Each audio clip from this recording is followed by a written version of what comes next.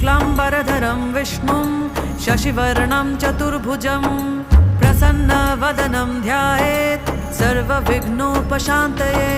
व्यासं वसिष्ठनप्तारं शक्तिः पौत्रमकल्मषं पराशरात्मजं वन्दे शुकतातं तपोनिधिं। व्यासाय विष्णुरूपाय व्यासरूपाय विष्णवे नमो वै ब्रह्मनिधये वासिष्ठाय नमो नमः। अविकाराय शुद्धाय नित्याय परमात्मने सदैकरूपरूपाय विष्णवे सर्वजिष्णवे। यस्य स्मरणमात्रेण जन्मसंसारबन्धनात् विमुच्यते नमस्तस्मै विष्णवे प्रभविष्णवे। ॐ नमो विष्णवे प्रभविष्णवे।